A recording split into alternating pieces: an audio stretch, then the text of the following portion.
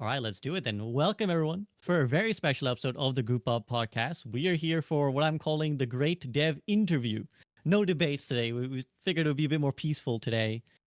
And yeah, it's going to be very exciting because, as many of you know, there's been a blog recently dropped by game director Alan Keller talking about 6v6 and the hot button issue and talking about the history of Overwatch. And we thought, well, who better to talk about that than the man himself? So we've got some friends.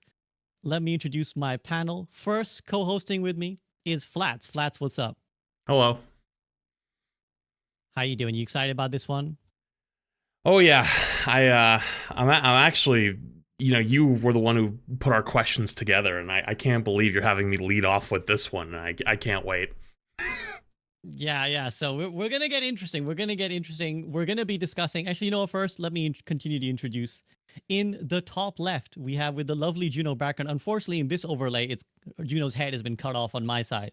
But Oh dear. we have lead hero designer Alec Dawson. Alec, how you doing? Hey everybody, excited to be here today. I've watched basically every podcast since Overwatch 2 came out, so I'll be excited to be on here for the first time. Thank you. Well, I apologize for anything you had to hear. 12 hours. Yeah. Yeah. Apologize for the time length and whatever you had to hear about us criticizing your work. But hey, I appreciate you coming through anyways. And in the bottom left, as I said, the man himself here to discuss his blog and many other big picture questions, Aaron Keller, game director of Overwatch. Aaron, how you doing? Doing pretty good. I'm a little bit nervous, like I've seen this. I haven't watched every one of these. Not like Alec, but I've seen a decent amount of them. And what's funny is the one that I think I remember the most was a year ago. And it was the great 6v6 debate. Like that was, I think that was a whole year ago, like this month, so it's like only fitting, right, that we come back here and kind of like continue it. Maybe next August we do it again. Sure, I'd be very down to hear from you guys frequently, and we hopefully don't need to yell for 4 hours before we hear your thoughts. So, all right, I'm excited. So just to set expectations for all those listening and watching, we're going to be talking about a lot of things. We're going to start with some big picture questions, as Flats alluded to. We've got some, what I hope you guys will appreciate as potentially spicy questions. I hope the devs will see as informative questions. Then we're going to talk about format stuff, what the changes the devs are willing to make, tank stuff. Then we'll talk, obviously, 6v6. That's the issue that's been most, frequently discussed recently. And then we'll round it off with some final questions about like open queue and other little questions that Flats and I had. So, Flats, I'd like you to kick us off. As you already said, we've kind of got a rough running order, and I think this will be a good and productive one to start with. Go ahead, take over. Sure. Man, we're gonna start hard and heavy here, I guess. But I think it's kind of the elephant in the room, and I've really wanted to talk about it for a long time. And Overwatch does not have the best reputation among the greater gaming community. Obviously there's the whole Steam thing and whatnot, and just post Overwatch 2 and all that kind of, or post PV Overwatch 2, all that stuff. So what would you do? What do you want to do to maybe move past that and maybe begin to repair the lost trust within the game and the community? Here we go. This is like, I see how this is going to go now, No fluff questions here. No fluff questions here. Yeah, exactly. This is a great question. I guess I would start by agreeing with you. So there is I think that there is a reputation that we have, at least like I think maybe in the broader gaming space, and I don't want to push back on that. I don't think I want to. I don't need to go back too much into the history. Like I obviously have a history. Like I have a habit of doing that myself. If you've read the blog piece, right? But like I think that the community has some valid things that they can point at for Overwatch, and for Overwatch 2. And so I think that it is much easier to lose trust than to build trust, right? And we've had a saying that we used to talk about it. I think a little bit more on the Overwatch team is you're only as good as your last release, and so you could be just like, just knocking it out of the park, patch after patch after patch, and if you get a bad one, people don't give you a whole lot of credit for it, you know. And I'm obviously not our reputation just isn't just based off of, you know, good or bad patches, but like I think to move forward here, it requires us to have like a pretty solid vision for what the game ought to be going forward, you know. And I think we talked about it a little bit at BlizzCon. And I think we can talk about it a little bit more today, you know, like what the vision of the game is going forward. And it's us like really pursuing that, but then at the same time like having as much consistent and transparent communication with our community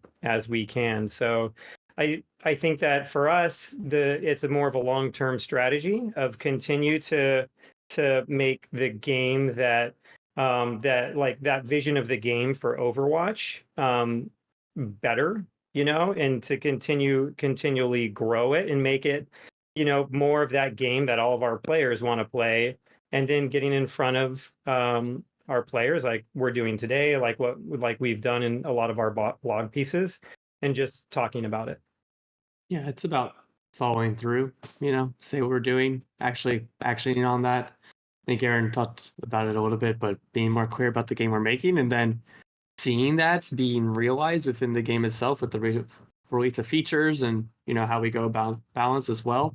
And then finally surprising our players with things that they don't even expect. I think that's really important for us to take big swings later on in Overwatch to show you like where the vision's going in the next few years too. I think a lot of it is currently we look at the game and we understand that players think there's really great content coming out. I mean, I'm so excited for Juno, obviously at the background, but it can't just be the cadence of here release, and maps and continue that for a number of years. It has to be some other stuff too. What do you think? Like, either one of you, like, what would you do? Ooh. Flash, you go first. Okay. I think Alex is 100% right. It can't be just hero every 4 or 5 months and maps every other season. Especially with like how competitive the gaming space is. Everyone's fighting for someone's attention. And even, you know, even if like personally you might feel like if you felt Overwatch was in a good place, overall, like eventually people get bored of just the same thing over and over and over. And something new to spark their attention really does bring like life back to it. I look to like Fortnite when they did like their revamp of like going back on like, you know, the original release, and yeah, they prey on nostalgia with that and that kind of stuff, but like that was a big moment for them. It did bring a lot of players back. It did bring a lot of excitement back. And I'm not saying like Overwatch needs to do that, although I'm sure there's tons of people that would want that. They would just something big enough to like move the needle, because even though like Overwatch has changed a lot in the past 2 years, in some ways like very much for the better, even though people, you know, may not know that, or they don't know the communications, or they don't know about the balance, or they don't know like how often this kind of stuff happens. They don't even want to come back and give it a chance, right? But like if something big enough comes, then they might try it and they like, oh, like this actually could be good. And that could be something that's in the game, you know, some kind of major change, or, you know, like we're going to talk about it here, 6v6. Like 6v6 is a giant format change. Like something like that is big enough to like, oh, like that could get people's attention. Or even something out of the game where you're like, you know, people always talk about having a TV show, or like whatever happened to like the cinematics, you know, because like early Overwatch, there were so many cinematics and it would just hit. And it just doesn't really feel like there's as much of that anymore. Honestly, if I had to choose, I would do both together at the same time. And, you know, fighting for people's attention in a live free-to-play game is really, really difficult. I'm very lucky to not have to do that job. But yeah, I think it's honestly a combination of a few things, but I mostly agree with Alec that it's just gotta be something big. You kind of have to do that job. It's just like in a different way. Give too much credit. I'll be very quick and succinct, because I want to get to more of you guys' answers. I think I agree with the things you guys said. I think so. Just to summarize as well, what you guys said: more open communication, like paint a clear vision and then deliver on it, and then also bring some surprises. So I think all those things are really good. I think ultimately, whatever players you bring in and out, they have to be satisfied with the game they're playing. So I think the game has to satisfy the players, and then I would think, big picture, we need to make people fall in love with the Overwatch heroes again, because I think it's a big, you know, open statement, but what drew people early was the like, oh my god, I love the Dragon Short, I love Genji, I love Hanzo, I love seeing what they're doing, I love Mercy. Obviously, it's very easy for me to sit here and say, yeah, I want that TV show, as Flat's already mentioned. I want that Netflix show. I think I've told you guys this directly as well, that I think it's a big thing. But anything I think that you guys can do to make players fall in love with the heroes again. We know PvE is kind of not happening in the way it was going to happen. But I think we need to fall in love with Overwatch again, I think, is the TLDR. Anything you guys want to add before we move to our next question? Alec and Aaron. I think we could probably start talking about just like the vision for Overwatch, So yeah, if, actually that was my next question actually. Yes, that's perfect. Because I'll just set up the question, which is that we're about 8 years in now, right? This is about to be the 8th year of Overwatch, and I think I look to the other games that have been out for this long, like League of Legends, like Dota, Counter-Strike. It feels like they have a pretty clear definition of like, this is what the game is. Like, this is what you sign up for when you play. I personally I find that changes a lot with Overwatch. It has changed a lot, as you kind of alluded to in your blog, Aaron. Like the format changed so much. We went from like 6 Winstons to now we're 5v5 and 1 tank, 2-2. What to you guys is the core identity of Overwatch? Like, what does it boil down to when you strip everything else away? What will it always be achieved or aim to be? And yeah, I imagine you'll say that it's changed a lot, but if so, where do you think it lands now? Yeah, this is a big one, right? This is like, we could talk about this one for a long time. Like, in short, I think, Overwatch, like what we want it to be is just the best team-based, competitive, hero-based arena shooter that we can make it, right? PvP arena shooter that we can make it. And I think that there's a competitive nature to our game that's integral to the enjoyment of it. And you're right, it has changed over time. Like, it was the game when it first launched, like it had no hero limits, right? For months. I think it was November of 2016 before that was finally included in quick play, right? So it's like there was a part of like the original like essence or the original soul of what Overwatch was that was a little bit crazier, a lot crazier than what it is right now, and we have a design value at Blizzard, which is like the right decisions change over time, and you can kind of look back at the history of Overwatch, I think, and see where like I don't really know if it would have been the right thing to do to ship Overwatch with role queue, let's say, but like you can see why it became the right decision for the game. And so I think that we are in a place right now where the game, the player base that we have, it's a fairly competitive player base. They're pretty invested in the game. And I think that the direction that we go in the future is to serve like this set of players and to continually improve upon the game experience that we have right now. You talked about some of the other games that have come out, in the meantime, right? And there's games that have come out, and then there's competitive games that have been out for a long time. I think that have some things maybe that Overwatch is missing a bit. And one of those things is either like we talk about this internally a lot, either like a greater strategic depth or player agency. And when you look at it, there is a lot of strategic depth to Overwatch, but a lot of that is like putting together your team composition. Once you get into the match, it really is like executing, right? And there's not, besides like swapping to another hero, there's not like a ton of other choices to make. And like you have a lot of other games where there might be other choices to make inside of that. That was part of what the pickable passives, quick play hacks was trying to get at. Are there other systems that we could potentially put into this game that give players more agency, or that start giving the game a little bit more strategic depth to it?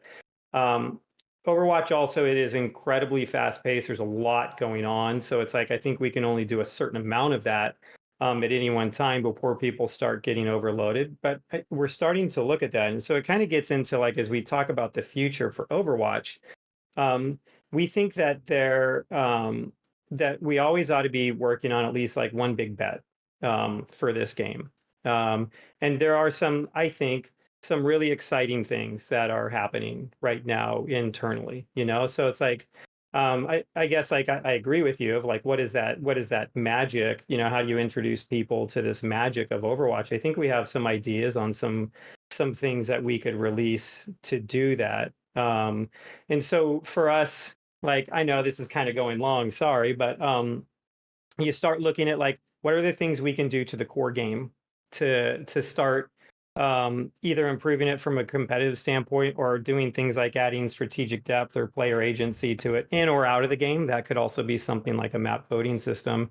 And then what are the like the really big bets that we can make on Overwatch as well to like kind of like really kind of like expose Overwatch outside of like our community, this like very invested hardcore community. There's a much bigger gaming community outside of that, and there's a lot of opportunities to, I think, reintroduce Overwatch, the PvP shooter, to that community. Yeah, I think if even when you look at conversations on the team within probably the last 6 months, where the focus has shifted, it's been much more. You can kind of like almost see these words on the wall, like we're a social competitive game, you know, and that starts to lead some of the things we're talking about in more seriousness than maybe we did previously. I think there's a lot more serious conversations around bans, more serious conversations around tournaments, more serious conversations around map voting. I think a lot of that might have been a little like, oh, that would be nice in the past, but I think now those are things that are top of mind that we want to actually try to build towards eventually, you know? And I think even looking at the social part of that, I think one of our goals right now as a game is to restore the social fabric within the game. I think that's been something that we recognize has been lost over time. And, you know, games come out at different times. I think even the way people communicate has changed, right? Just look at how many people are in Discord now compared to, you know, when Overwatch first launched and how people communicate through that versus like in-game chat, right? But there are things we need to do to make it feel more like a social experience than it previously did as well. So I think those are some of the things that just come into focus a lot more and where you'll see some of the resources go. Yeah, and I think, you know, like it might be interesting to talk a bit. And you know what, like interrupt at any time if you want to like move on. Yeah, I mean, go ahead, Oh, finish you're your thought, good. Aaron, and I'm then loving we'll this. we'll Okay. yeah, we'll move on It's once we're ready. it's probably good to even define what competitive means, you know, because like that is a term that can mean a lot of different things to a lot of different people, right? And I think even in gaming, there's probably a spectrum of competitive games out there, you know, and it's like you put like a game, let's say like Counter-Strike or something like that, that's kind of like pegged pretty far to the end of that spectrum in how competitive it is. And like there's multiplayer games out there where I guess you compete against each other, but they're really just about the fun rather than the competition, you know, like you're going to go play Mario Party or something like that. Like it's kind of hard to call that a competitive game, even though you're competing. And so there is like this spectrum that you kind of that I think it's important to kind of like know where you exist on that and kind of like how do you place yourself. And I think we are I don't think Overwatch itself is the game that we are trying to peg all the way on one side of that. Like, and if you're saying like, let's say the right side of that graph is the most competitive you can get, and the left side's the least, we are closer to the right. You know, I don't think we're in the middle or anything like that. So it's like we treat our game as a competitive experience. And we want people to have that sort of like that spirit and like that seriousness a lot of times when they play it. But it's not all the way over on the right side. Blast, do you mind if this is the second? We're going to start going ad hoc now, I think. I think we have to like scrap some of our plan because there's some interesting I was thinking things the there same thing. that I want to dig into. If like, do you mind if I ask a quick follow up on that, and then you want to ask any follow ups? You're good. You're good. I like that you kind of define this idea of like we're a competitive social shooter. When you say competitive, what do you mean? Like, is it like people playing just comp? Is it pro play? Like, is it people only in top 500? Is it diamond? Like, where is comp and whose experience is the competitive experience talking about? So good because there's the experience of playing a game, just like the actual release of the game, and then there's there can be, for a lot of games, a different ecosystem around that game, like a competitive ecosystem around that game. And so I think a lot of times what we're talking about is just the actual game of Overwatch and not necessarily a lot of the other competition that's happening with it. And there is a range inside Overwatch as well. Like when you look at how serious people are in ranked and how serious they're going to be in quick play, it's different. I don't, it's going to be different for every person, that's playing. Like there's a lot of people that treat quick play as their main competitive format of Overwatch, and it is actually our most popular game mode. Like more people play quick play than play comp. But not everybody treats it that same way. And so like we have to recognize that we're not going to be able to there's not going to be a one size fits all approach for this. And so I think that there is something really interesting about kind of having this range of competitiveness that we offer people in the game. But also we have to be cognizant that like people kind of play it for different reasons. So for us, like ranked, and like as you start getting into high levels of ranked, we treat that as an experience that we really need to protect the competitive integrity of it, and we put a lot of our efforts around balance even and hero design into like making sure that that side of the game stays as competitive as we can make it. But then as we start looking at some other parts of it, yeah, we want people to be able to have serious games of Overwatch. It's just not going to be quite as serious as it is when you get into comp. Sure. Alec, anything you want to add for That was good. Flat's follow up? Go Okay, ahead. awesome. Flats, go ahead. Anything you want to add to what was discussed? Not really a ton. Just I personally think that quick play should be like way less of a comp system. I know most people play it, I know whatnot, but at least to me as a mostly former competitive player at this point, I don't even play it that much anymore. I've always viewed as quick play as like the more fun, have a good time with friends, like play with like off rolls type of game mode. But it does feel like as Overwatch 2 has gone on, it's almost like ranked light. And I don't know if that totally is the vibe that should be going for it, because sometimes you just want to load up and like play your off roll or play something else, and it's like sometimes you feel like you kind of have to just lock in, right? Because like the game is so much harder. And maybe it's just me not misremembering like Overwatch 1 leading into Overwatch 2 didn't totally feel as, I don't know, sweaty, I guess is a good word of maybe saying it. So that's at least how I feel about it, because I think the competitive side should always be competitive and like you said before, have that competitive integrity to it and really, be protected. Though I do think there are some things that could be done with it. Like, for example, top 500 doesn't really feel that competitive. I barely play ranked anymore, and I can, as long as I finish my 50 wins, I can easily hold it, and I don't even think I deserve it at the moment. Like, it's really not that difficult. And so there's probably some things maybe even on that side that could be looked at, but I think that's for another time. We used to talk about like a third queue, like, hey, is there like ranked quick play and like the thing under quick play or the thing in between quick play and ranked? Yeah, so like there's we used to have a lot of discussions around it, and maybe it's time to talk about those some more. Like some of the downsides to it is like the more queues we introduce, like the more it kind of splits up the player base. And then players also, they self-select into the one that they think that they ought to be playing. So in any one of those, you're still going to get, because there's people in comp that treat it just as like the clown car version of a game where they're just doing whatever they want to, right? And so like you would still have people in every one of those treating it just as serious as they do. And so like when we used to talk about it, we never really acted on it because we thought it might just play out the same as what we've got right now, with people asking for a fourth queue after we introduce the third one. That makes sense. Yeah, I've thought about it that way. Again, Alec, anything you want to add before we move to our next question? Honestly, it's something like we have difference of opinion on the team at times, which is like how much should comp and quick play differ? I mean, I think when we talk about like future systems, sometimes a lot of us are like, these should be comp only, like make sure these like more like crunchy systems are actually like only in comp. That's the experience you're opting in. So you can get like the lighter version of Overwatch and quick play. I personally think quick play has gotten too sweaty, and I think we should try to figure out ways to alleviate that over time. Whether it be like even in some of the experiments we're doing in the future with how we're want to look at like roll queue and everything, or some other form of it. But it has gotten to the point where you play a game of quick play, maybe flats, and you go in and people are counter swapping you. You're like, oh, this is not the quick play experience you remember, or really maybe even you're looking for at that point in time, right?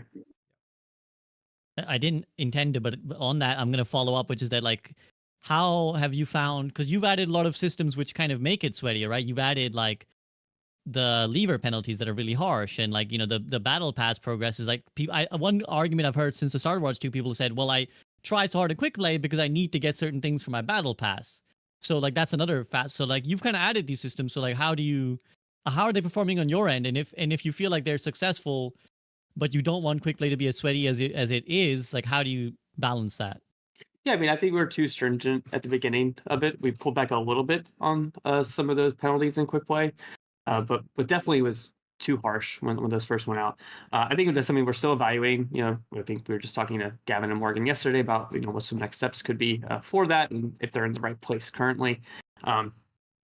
There's also, I do think though, there's an element in quick play that you're still playing to win in some way. I think there's a level of like how hard you're trying to win, but I think if someone is literally AFK in spawn, or they're not even trying to be with the team, I don't think that's the right way.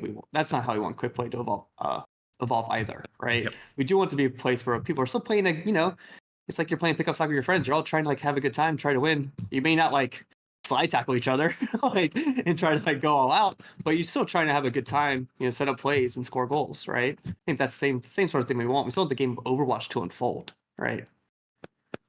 Yeah, it's tough. I Awesome. mean, there's 11 other players in one of those matches where somebody leaves, and so I think when people say, "Hey, this ought to be the more casual mode," they're right. But then at the same time, like you are playing a social game, you're playing it with other people, and like one of the things that we look at a lot is, or we talk about internally, is stomps in the game. And there can be a lot of different reasons for stomps, but they don't feel good when they happen to you. One of the factors is levers in a game, and so it's like, do we want to, like, how much freedom do you give somebody to affect another player's experience in the game? I don't think there's like a perfect answer here. It's probably going to be something that like us and every other like social, especially like competitive game, is always going to struggle with, but we are trying to find like that right balance of like, how do you give players freedom, but also how do you like try to restrict them from like harming another player's game experience? Yeah, and there has been differences there when looking at stomps. Like the spawn system that we have in quick play is different than the one in competitive, and we're actually looking at that for season 12 and maybe some improvements there to see like how we can make that even better experience, hopefully less stomps in the game as well. Nice, thank you. That's very illuminating, actually. Flats, you have anything you want to add? Not on this part now. Okay, cool. I want to actually skip forward a significant chunk, actually, if you're all right with it. I actually want to go into talking about tanks and stuff, because I think these guys have alluded to counter swapping. So do you mind if I? Yeah, no, go ahead, go right ahead. Right. So because Alec, you kind of mentioned really saliently there that like you're playing quick play and people are still like 5-man counter swapping you, and it's very frustrating. So I think that's partly where this 6v6 movement has come from, right? Like people have said, like, look, tank feels maybe worse than ever to play. And it kind of feels like, and certainly the argument on the 6v6 side is that counter swapping is built into the one tank format. Like you have one tank, there will always be counter swapping, and that always will create misery. So is that how you guys view it? Like, do you think that counter swapping will always be a thing in Overwatch 2? Or do you find like there's maybe some way we can alleviate it? And do you agree with the assessment that like people are like, this sucks? Like this, as a format, this sucks. People swapping me all the time. Yeah, I think there's a few things here, right? First off, what we see, like actually how players behave, is so DPS damage players and tank players swap about the same rate, right? They usually swap. You see on average like one a match, and then support players are about half of that, so they swap a lot less. And I think the experience of tank, you're kind of the one being targeted in this, right? it's not just that the tank's swapping for you; it's also that the DPS swaps for you too. And I think everyone's talked about whether in some ranks where it might feel like Reaper, they get a Reaper swap into them, they're like, oh man, I have to deal with Reaper. That part can definitely be frustrating. I think there's ways we want to look at alleviating that. I think we want to look at some of those like more hard counters still. Make those a little bit softer. That's something that's on our mind. But also I think it's important for us to kind of have a conversation about, that is a core part of the game. It's a core mechanic of Overwatch, and they're actually not necessarily like counter swapping to skill, but understanding team composition and how those go against each other. That's a game knowledge check to some degree as you move up, right? And we believe like that flexibility is really important in the game. We would never want to lock people, into hero roles, into a hero choice for the whole game. I just don't think that's what Overwatch is, or what Overwatch is necessarily about. But we've tried some things internally. We looked at like limited swaps. We looked at maybe you have to earn your swaps. We've definitely gone through some experiments. I think we're still chatting about that right now. It's probably, it's kind of crept its way up the list of things that are at top of mind for the team, and like maybe some solutions that we might need to look at. Because we understand that it is a frustrating experience. But also I think it's important to continue the conversation of what are the extreme examples. And for us, when we talk about the hard counters and versus soft counters, we need to kind of identify some of those that feel really bad, because it's map dependent, it's hero dependent, right?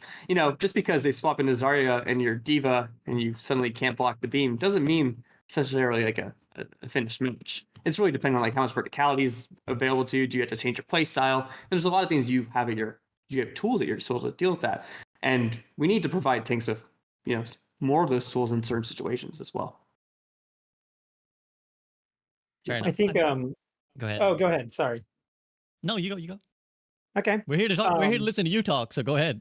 I think it's interesting too when you look at like the broad, or even like the broader Overwatch community, where like there's different parts of the community bring up counter swapping tank play in 6v6, I think, more than other parts of the community. And what we see is some of this is actually even region specific, so it's like you might like it is something that we hear about a lot, especially like on like North American creators and stuff. But like some of like the other regions, they have kind of a different take on it, and we get feedback sometimes, like let's say we're talking like to our Korean players, where they might be like, can you please stop talking about this?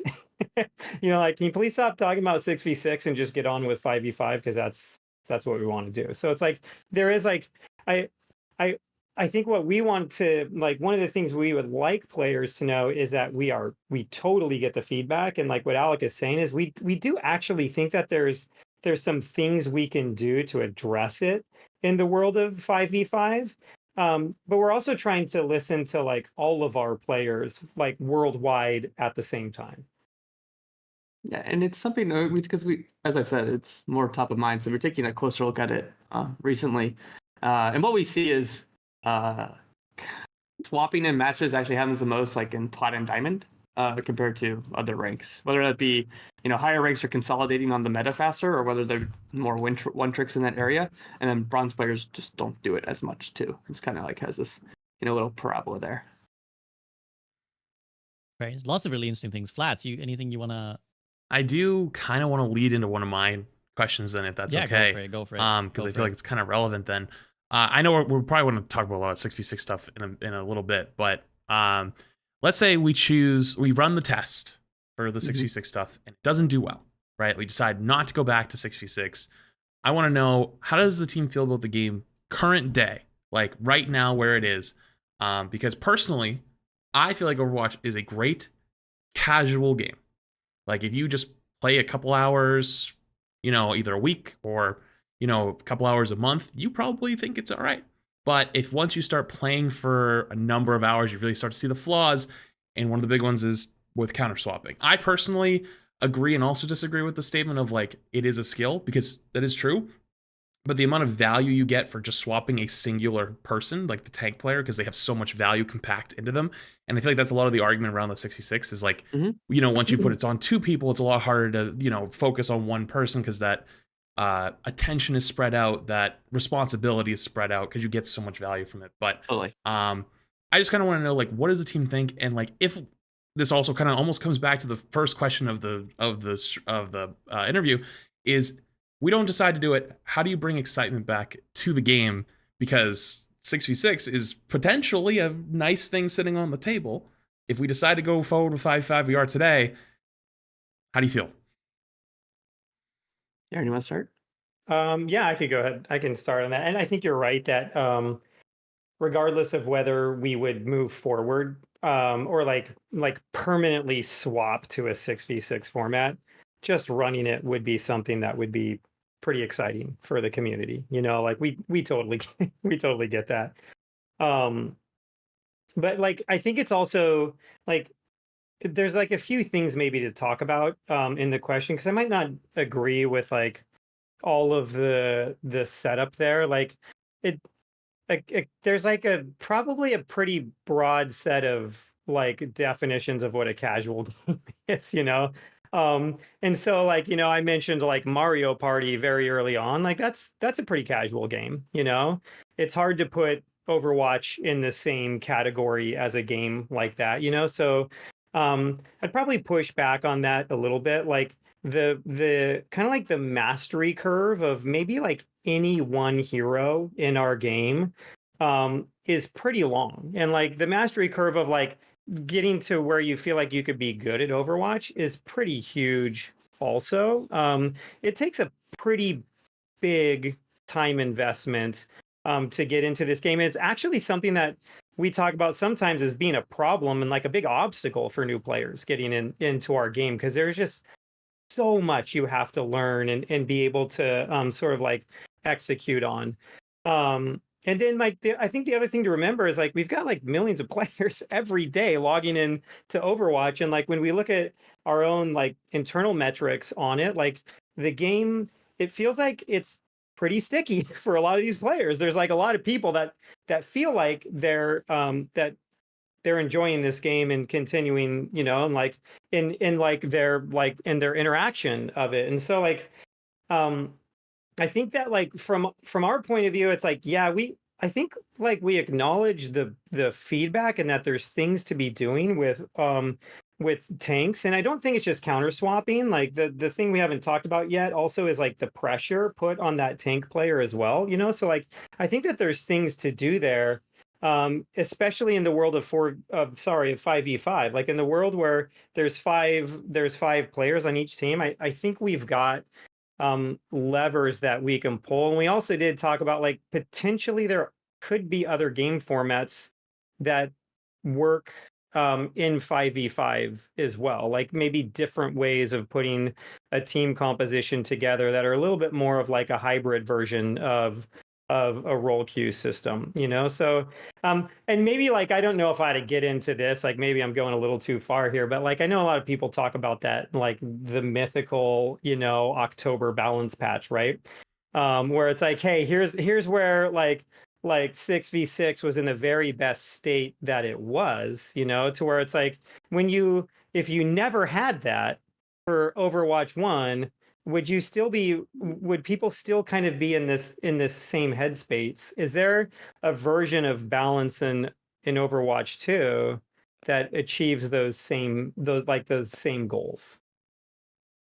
Yeah, I would second a lot of that. I think there's still like a really strong foundation. I think our content is getting better and better, actually. I think even if we look at like Juno's coming in season 12, I think our hero releases have gotten more defined in terms of what Overwatch 2 heroes are compared to what may have been in the past. So very excited about that. I think there's Lifeweaver changes I'm excited about coming to the next patch. Things of that nature that we're looking at kits and being able to actually make them better. So I think there's constant improvement happening. You know, map reworks coming in season 13, right? So that we've spoken about as well. So I think evaluating all of that, I think there's really still a very strong foundation, but we need to make a lot of elements in the game more rewarding. You know, make sure that there's times you come back to play Overwatch because there's something going on that's very special, and I think there's a few of those like coming up. But also making sure like there's offerings for every type of player. I think right now there's a very core experience, but we need to make sure we put a little effort into things maybe above, like even more competitive than that core experience or less competitive than that core experience, right? Because those two are very similar, comp and quick play to some degree. So I think there's still a very we're working with a really good base here. Overwatch is still, I think an amazing game, but there's work to do for sure. And I think as long as we continue to improve it, I think we can end up in a good place. Can I ask you a question just on like what you said? Yeah. You said like the content is like, like is improved. I'm curious on like what aspect you mean. Just because we had a podcast recently. We talked about it, and like even at the beginning of this, we talked a little bit about like, there's got to be something more to that cadence. What things would you say like are you guys most proud of those additions, or like what do you think are the ones that move the needle the most?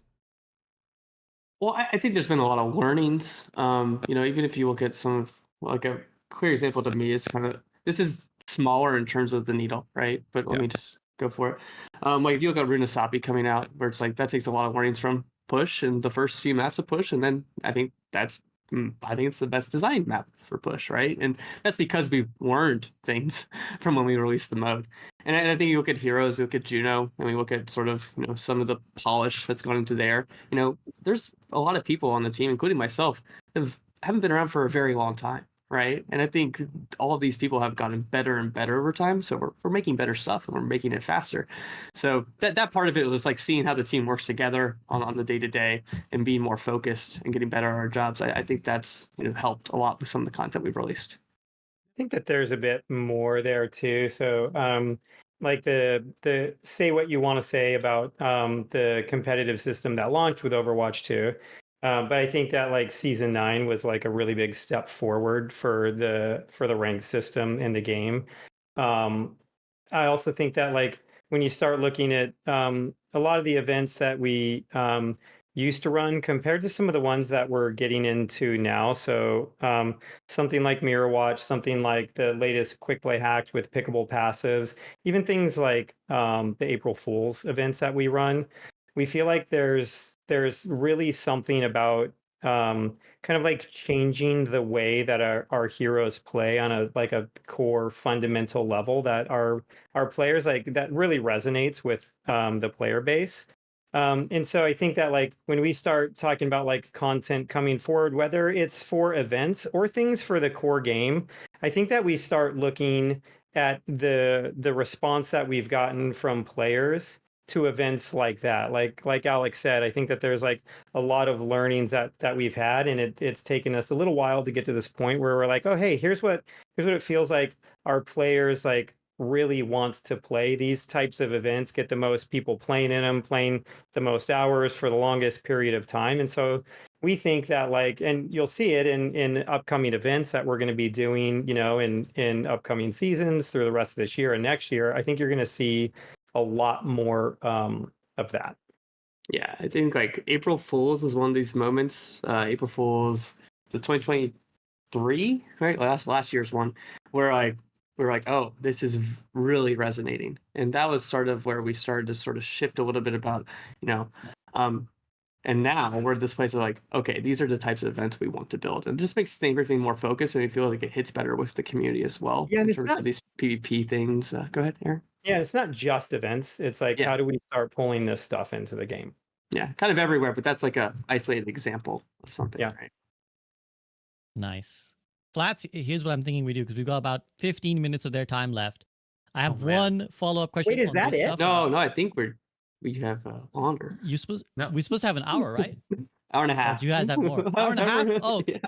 We have more? Okay, well, that's great. If you have more of your time, then we don't have to kind of rush through. But in that case, I have a follow-up on this department, Flats, and then we can maybe start moving over towards like 6v6 kind of stuff, because I know that the 6v6 people will be very unhappy with us if we have this time with you guys and we don't kind of interrogate a little bit.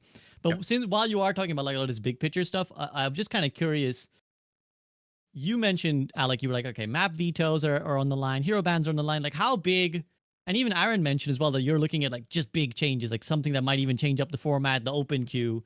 Mm-hmm. How big are we talking? Like how big is the window of where you could go? Like what can we see? Are we going to see like items, like a MOBA item system? Are we going to see like some sort of talent system? That's what the pickable passives alludes to. Like how big is the table when it comes to you guys talking about it, and how serious are those discussions of like, yeah, we could actually go down this route of adding items to Overwatch, for example? Yeah, I mean, we have conversations about these things. We have been testing some of these things, but I think what leads the conversation is it has to improve the core experience of Overwatch, you know, long term. It can't just be a short term, like, oh, this is nice. And then you're like a month later, you're like, actually, this needs to be removed, you know, from the game entirely. And that's why sometimes you see some of those things sort of come through quick play hacks because they're experiments that give us a little bit of we gather some feedback. We actually have in game surveys now that go out to players too and get feedback from them as well. So when you see something like pickable passives, we're not necessarily trying that exact system. We're experimenting with the UI of this. We're experimenting with being able to make a choice in the game and how players actually feel about that. Do they change strategy? But it's not necessarily on the individual ones. Like we've talked about here specific ones and what that may be and how that would look and whether that is good for long-term health. And that's something we've tested recently. So there's a bunch of different things we're trying out, I would say. But at the end of the day, they have to make the core Overwatch experience better. And there's a lot of things about that experience that people love because of how approachable it is and how clean it is. So if we did something like items, it would have to make the game better for hundreds of hours, right?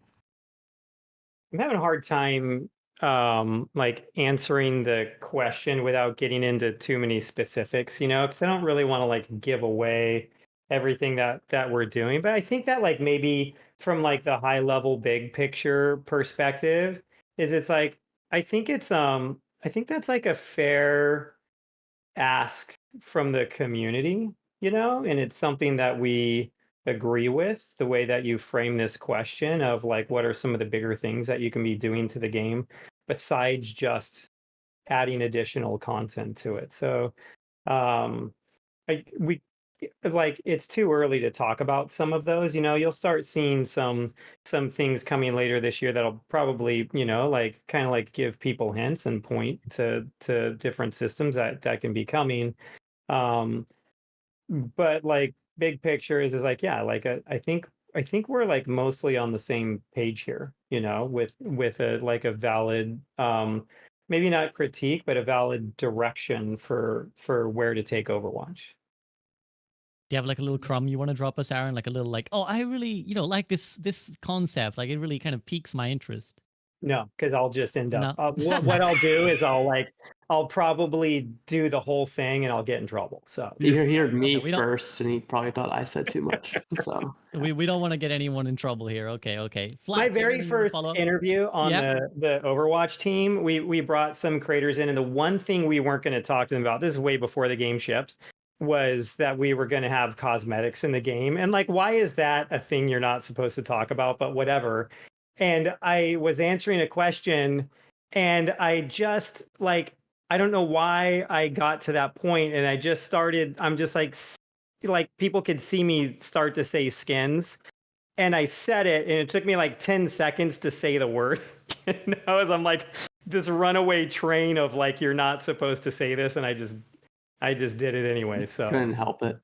yeah, You get excited. Yeah. I get it.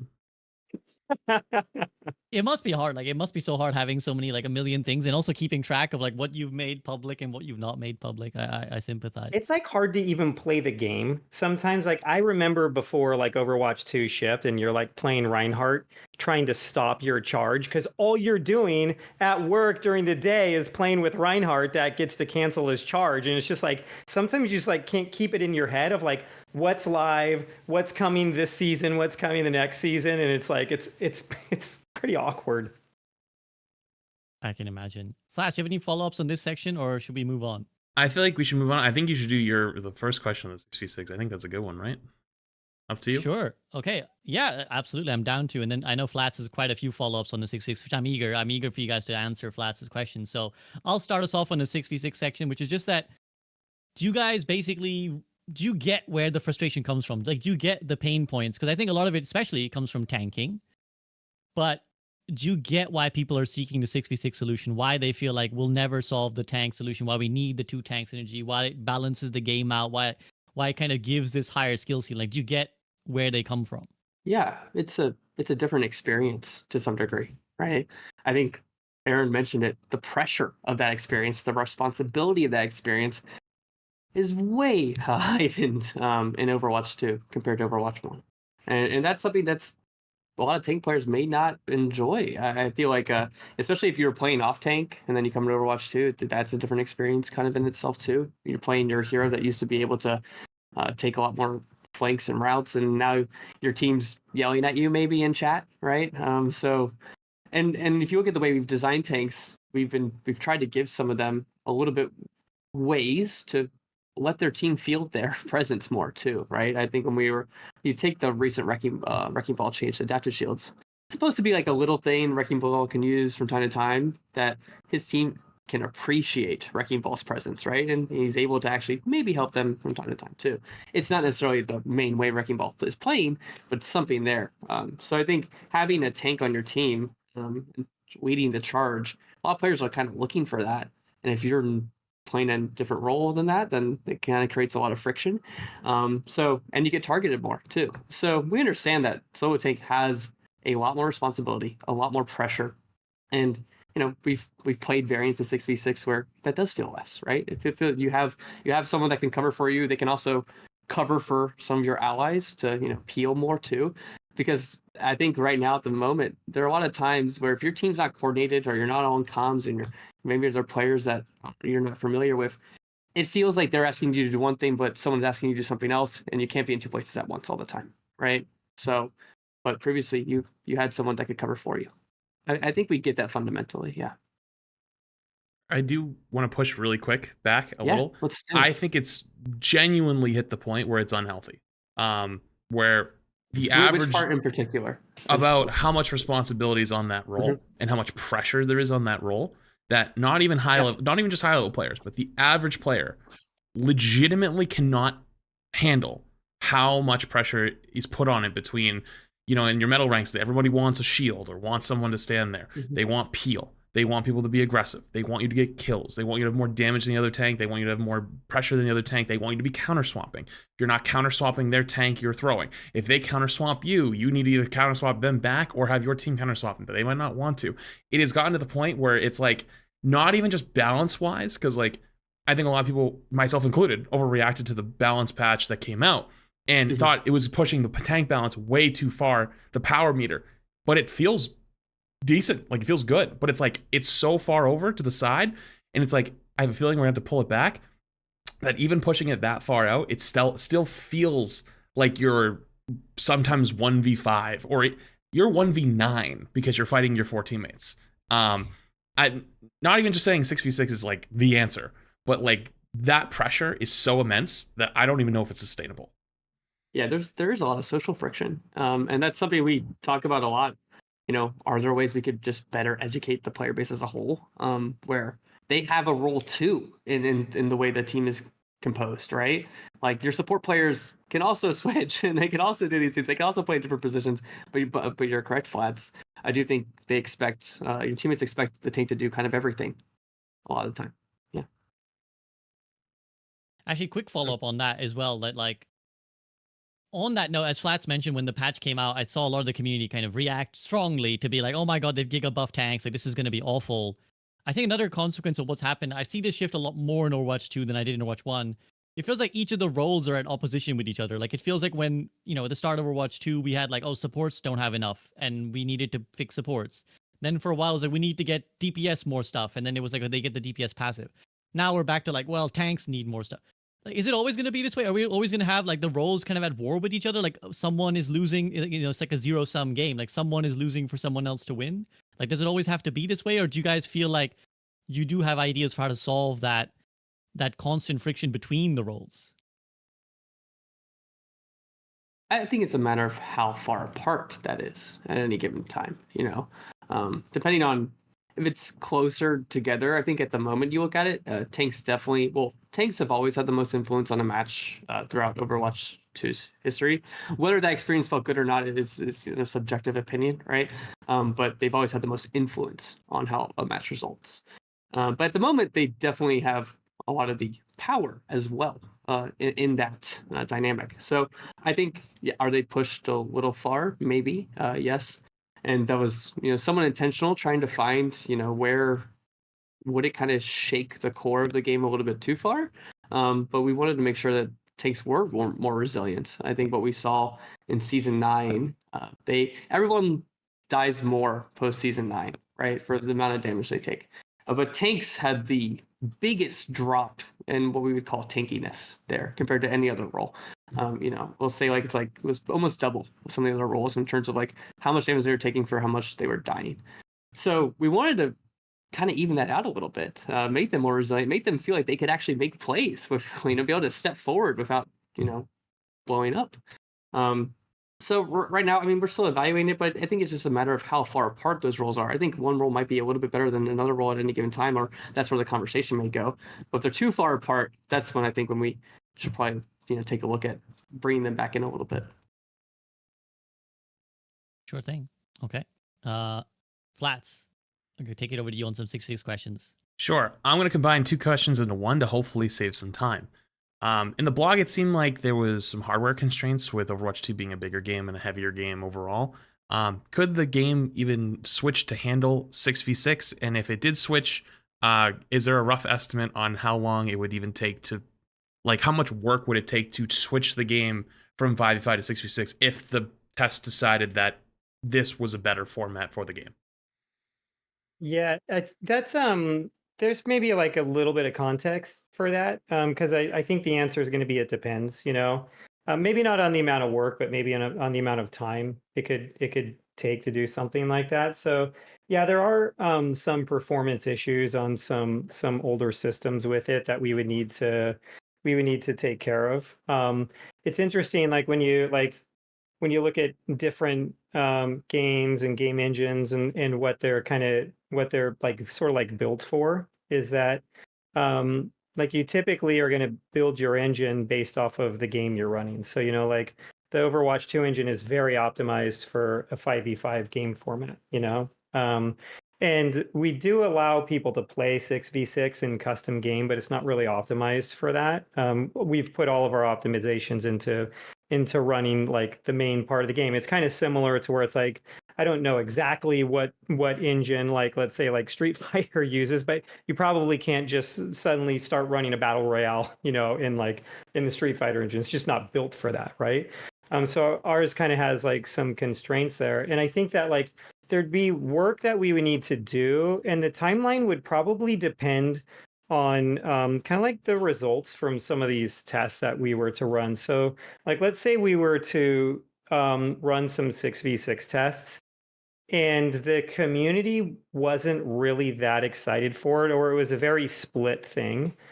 We would probably continue to put work into it, but maybe not at the same pace as the version where it's like, hey, we put out a 6v6 test, like everybody's just flocking to that. Like you see like the popularity of it to where it's like, okay, we're going to have to start dropping other initiatives across the team in order to like actually give like, or actually turn the game into the thing that we think is the best version of it and what players are like unanimously asking for, right? So I think in that world there is sort of like an all hands on deck moment where you're like, oh man, we've really got to do this, I think that right now we are like in an investigatory, is that a real word?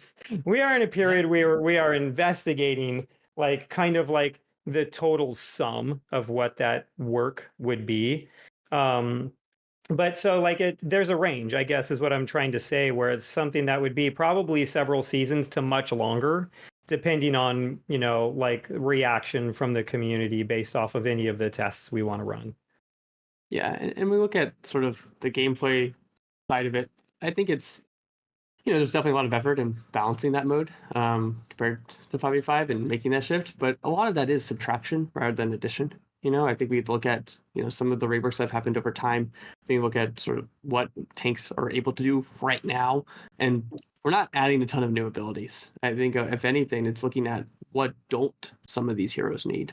And we'd be taking a visual pass in terms of clutter. And can we kind of redistribute some of that as well? Because we know once you add 2 more players, it's going to get more and more crowded in the game too. So I don't think the effort there is, this giant thing that would take us a very, very long time. We want to be able to make sure if it was the best choice, we'd be able to be relatively responsive there. Yeah. Flash, you want to keep going? Yeah, I mean, it does sound like, obviously it depends on community reaction, and I highly doubt that everyone will be united on one side. As much as everyone likes to think they will be, I'm sure there's a large silent majority of, and I don't like it, but casual side. I think of casual gamers as the TikTok gamers. That's how I think of them. They don't really like watch YouTube. They don't watch streamers. They don't do anything. They just like get a random TikTok at the beginning of the season that tells them all the changes, and they go, "Oh, what's all the skins?" And that's it. And that's like that's their Overwatch interaction. But it sounds like it would be a pretty long time. But I guess at that point, like, if it's a couple seasons to sounding like potentially years or a year or more, if it was even like a hell yeah, like let's go in, would that even be counting heroes that potentially need reworks? Because I couldn't see like Malga working, like or even heroes that I think are great, like Junker Queen, like probably need some tuning or some changes, maybe even. Would that be included in that estimate, or is that a completely different, like, that's just so the game can run, never mind all the hero adjustments that would probably be needed on top of it? Those are like different parts of the team, and things like that can all kind of like work concurrently if we want them to. Like anything that you do on a game team, it's not, you don't have infinite resources. You have like a certain size of the team. So the more hero design resources you potentially put into reworks could theoretically slow down other hero or other hero work that's happening. It's not, that's not going to be the big lift here though. Like it really is kind of like looking at some of the performance considerations. I think that that's going to be more substantial work than the other sides of it. And they're like, and Alec can talk to this better than I can, but there are a lot of things to look at, like one of the things that we talked about the other day is just like, hey, in the world of 6v6, suddenly does Winston lose his alternate fire? It's like, probably not. It's just like, it'd be really hard to take that away, and it's a lot of fun to use.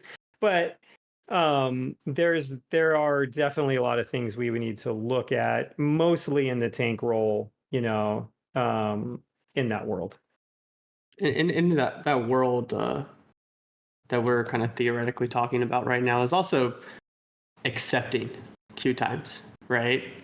Rather than having a plan for how to actually go about trying to make those better too. I think some of the experiments we're going to run are targeted at maybe making those things better, making queue times better. But if we end up, theoretically, if it goes to roll queue 6v6, we kind of know that's a problem already.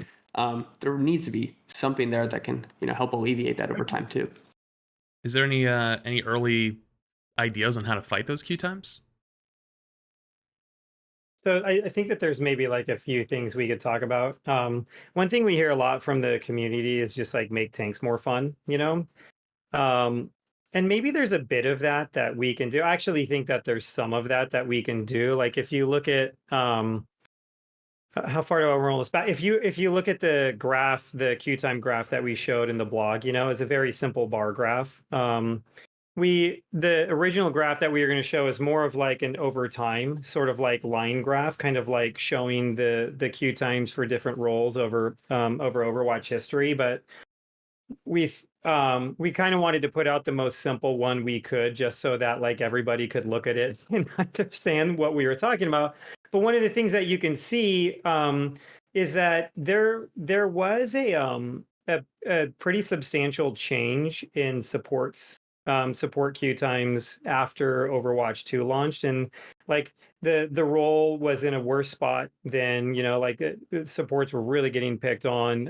I think that there was like a lot of complaints from the community, and we put a lot of effort into supports to where now they're no, like for a little while they were the bottleneck, like right after Overwatch 2 launched, and they're nowhere near that point right now. And so I think that we have a story of us being able to look at a whole role and making it more appealing and more popular to players. So I think we could do some of that for tanks. But I mean, I've listened to some of you talk about this, and I think we're probably all in agreement that I don't think you ever get to make like tank as popular as DPS in like a game, So it's like we could shift it and mitigate it a bit, but that would need to be something that I think we would be looking at in that world. And then I think some of the other things that we would talk about doing is coming up with a less restrictive like way of queuing into the game. You know, like that'd probably be where some of our initial experiments would run. And I get that that is something that could happen in 5v5 also. Like this, it is a different topic to where, yes, that you could do something like that in 6v6, you could do something like that in 5v5, but we would look at something like that in 6v6 too. And then there is a question, and like I I wouldn't want this to be the answer, but like I think as like as a team we have to be open to like any sort of reality that makes the game better. Like there is a world where like people want a certain format that they're willing to put up with longer queue times to have it, and that's just the game that they want, you know? So it's like some people might actually want that and prefer it, you know? So like we are like kind of like open to a lot of different possibilities. I think the one thing we haven't talked about here too is just like in that world is whether we actually run two different formats of Overwatch next to each other simultaneously. I think that like it's easy to say like that we think that there's a lot of work there, there's a lot of pitfalls there, but if you have like players like seriously asking for things, and there's like you can see the game, let's say, growing at a faster rate, or a bunch of people jumping in and really responding to something, why wouldn't you want to shift the way you run your game in order for one, for like players to enjoy it more, and two, for you to be more successful, for the game to be more successful, you know? Like so I think that there's a lot of openings there, and maybe I didn't. Now that I'm thinking about my answer, I don't know if I totally answered your question there. No, you're fine. So like, okay, I It's all good there's a- information. There's a few things on the tank one in particular. We actually saw with the midseason patch, players like we want to look at this long term though, but players are not queuing for tank more, and they're queuing for damage and tank more than they were previously. And we have seen queue time gains with that patch, and that's has sustained itself too. And it's not like it's not the percentage, you know, I think that we talk about being like the holy grail, but I think that's a recent example of something, okay, the experience has been powered up a little bit or brought up a little bit, and here are the results of that too. So I think long term we may have to change some of our hero cadence strategy if we ever end up in a different format, right? In terms of there needs to be more options and more types of play experiences for tank players in particular, if that is the case long term. SCB, I want to rip it. I don't want to take away any of your Go for time. it. I want to rip it. Aaron, you kind of led me Go for it, into go it. for it. I have to ask you Yeah, this do it. question. Have you ever considered 7v7? And if so, could it even be feasibly done? so not that seriously. A lot of our like we did some really early play tests in Overwatch development of 7v7. Um, And it's funny, like I did say earlier that, you know, like the right decisions could change over time. So like, hey, maybe that's something you revisit, right? But at the time, a lot of the feedback that we would get from those play tests is it just felt like you were being attacked from everywhere at the same time. You know, there's just like enough players in the match that it happened. And I think that like I think what can happen sometimes is when there's one too many things, like the difference between having one too many things to track and 10 too many things to track can almost feel the same to a lot of players, you know, like you're just overloaded, you know? And it's funny, like even in a lot of our like level design, when we're working on maps, some of the last things you do is like, you might close like one window or one door, and you get that same shift in feedback from like, man, I just feel like I'm getting shot from everywhere, to like, oh, I kind of understand what's happening in this map, you know? And so that's kind of what happened in the early 7v7 play tests. I have a feeling we would get more of that, you know, like I would think that we'd probably get some feedback like that if we were to do it again. I'm also not sure if it's like the solution to the queue time issue. I think it would help it, You know, like, and I'm assuming in that 7v7, you're talking about like a 2-3-2, you Yeah. know. But man, you have way less tanks queuing than support, you know, right now. So you're still going to have like an imbalance in the ratios between roles. And so like, I think like mathematically it'd probably help a little bit. But I don't think that it would be the thing that suddenly gets us back to like really fast queue times with 2 tanks in there. Maybe, you know, like maybe I like kind of like talk about this here also because like one of the things that that 5v5 does is it really helped with queue times, right? And we didn't talk about that much, if at all, when we made the swap, right, to Overwatch 2, and we did this. And like it was like internally we discussed queue times as a big problem, you know, like in Overwatch, you know, it was something we really wanted to fix. Like a lot of people aren't going to wait that long, right? It's just like it is a long time to not be playing the game. But one of the things that we were actually never really able to get at before Overwatch 2 was what the real demand was to play DPS. Because every time we did something to like shorten the queue, like whether it was like the priority pass system or any of the other things we do, as queue times would go down, you just see other people going and play DPS. Like there was always like this like sort of like undiscovered set of demand, and so like we weren't sure when we did this whether like if queue times suddenly went down, if you would just get a ton more people queuing for DPS and for it to not actually affect queue times. Thankfully that like wasn't the case, you know? Shoot, and I don't even know how I got onto that tangent. So I'm just gonna like slowly trail off on that answer and we can move on. Well, you were talking about 2-3-2. I think that's why you were saying, because you were saying, well, Oh, we're yeah, still there gonna you need go. a lot more tank 77, players. 77, Yeah. yeah. Thanks. Yeah, we're still gonna need more tank players. I mean, Do you want yeah, this is really- 77 flats? I know you've talked about it. I just didn't know how serious you were as you've been talking about it. I mean, it's not it. The big thing was like the 2 tanks, right? Like people want 2 tanks. They want to have the synergy. They miss the synergy, or they just want it to. So it's like you can't blame one role, right? They can't just be like it's only one of you. You're the problem, right? So a lot of people want 2 tanks, especially tank players. I think personally, from the people I've seen who say they want 6v6, are typically tank players. That is the majority of people that I believe who want 6v6. That would give them what they want. Queue times is a big bottleneck on the DPS role, and people want to play DPS in every game. It's always the most played. So like by giving it an extra role, my idea was like when we went from 6v6 to 5v5, a lot of people believed that the game would be too open, like it would feel empty, it wouldn't feel like as full as it did before, but it didn't. It actually felt okay. My thought process is if I felt that way before, because the game's also evolved, right? Like the game's changed a lot over the years. And if the game didn't feel empty for 5v5, would it feel too chaotic with 7v7? It gives them the synergy, it cuts down on the queue times, it lets everyone still be able to play their game at extra DPS, allows people to queue more, but also people enjoy the role. That's a good thing. People want to play those characters. I think that's a really great thing to have in a game. Could it even be feasible though because of I'm just going to say it because probably can't. The Switch probably can't handle it. So is it even feasibly possible? That's kind of what I wanted to know. It'd be, I think, like we'd have to do work, you know, for 6v6, 7v7 would probably be harder, you know? Mhm.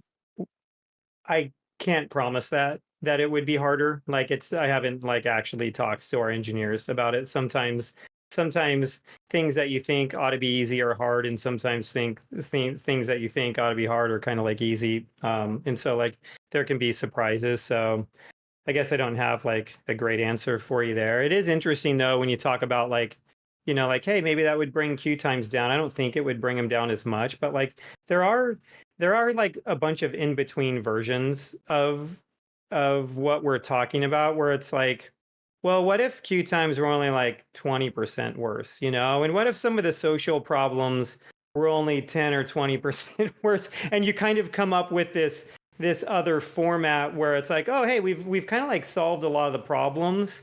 And like kept a little bit of the old ones, but not as much as we used to have, like in the world of OpenQ, or the world, even worse, the world of like No Limits or something like that. There's maybe like there's maybe like some versions of the game in there that actually work for everybody, but it's like kind of hard to talk about what those would be, but like I'm open to it. I think I'd like to come in at this point actually, because I think that this is something you've kind of alluded to, like you've alluded to around it. I feel a few times in this call, Aaron, and it, like Flats, I was wondering if I'd have to pitch my idea to you, but I think that like you've kind of already shown like a propensity just the way you're talking. I feel like you guys have already explored a lot of this, which is just what I want to talk about is the hybrid open queue. Mm-hmm. You mentioned it in the blog where you're like, we're actually looking at a hybrid open queue system. I think for all the people who are 66 enjoyers, there's also a section of people who are open queue enjoyers, right? And maybe they don't get, they're not quite so loud because it arguably is an open queue already, but that's really difficult because it's not really a seriously balanced mode. It's not really given much attention. But there is a charm to the open queue there. It helps with queue times. It is a better way potentially to like for some people to enjoy. What is your, where are you at basically? Because you kind of alluded to your experimenting with it. So what are the ideas you have and where are you at in terms of exploring a hybrid or open QE system for Overwatch 2? Yeah, I can touch on this one a little bit. I think one of the things we're looking at with our experiments, there are important elements to any format we implement long term, right? We need to be able to make games swiftly, make sure those games are quality. We need to make sure that long term we think they're healthy and can be balanced too. I think we're gonna try some max 2 variants for sure. I think there's an element there of even in the 5v5 format, are there hybrids? I think there's like the first question everyone has is like 5v5 6v6.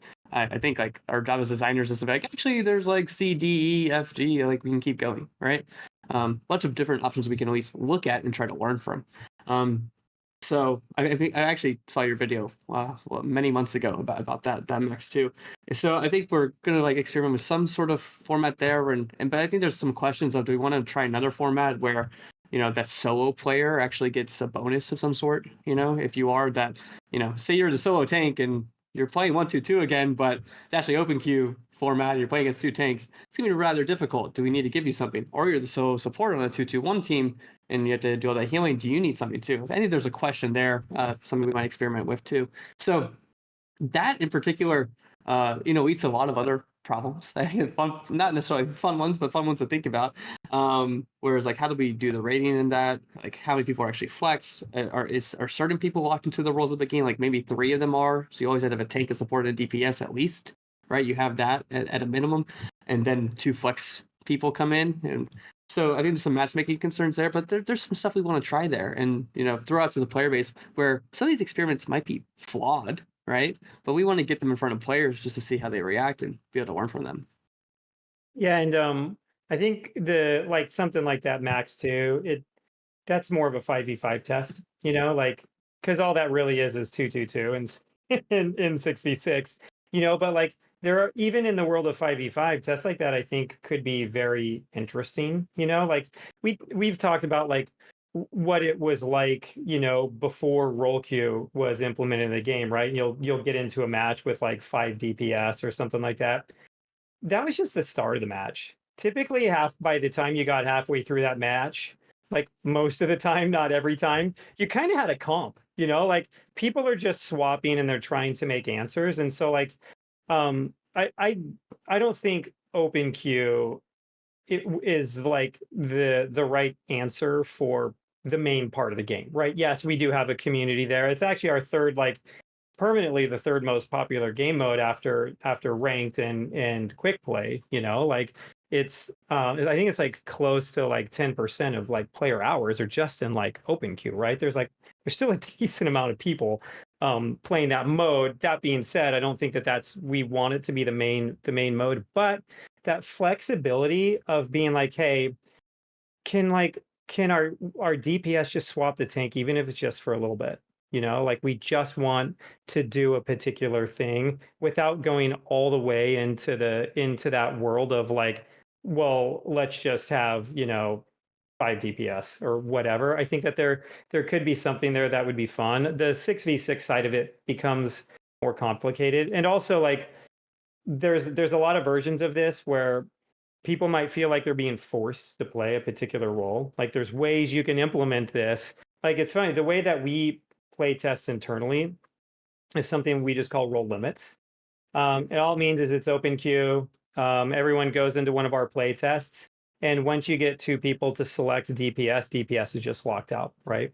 And so like there's versions of this that we could implement that could be like that, but suddenly it still means like if you were to do this and put this into comp, your tank player might not actually be a tank player on your team as you get into that. It does get into some of what we were talking about earlier, which is like, yeah, but is that good enough? You know, there's a drawback there where you're going to feel like you're at a disadvantage. But is it worth it in order to have a system where you don't have really long queue times, and you're still able to have a different format of the game? Maybe it's not, right?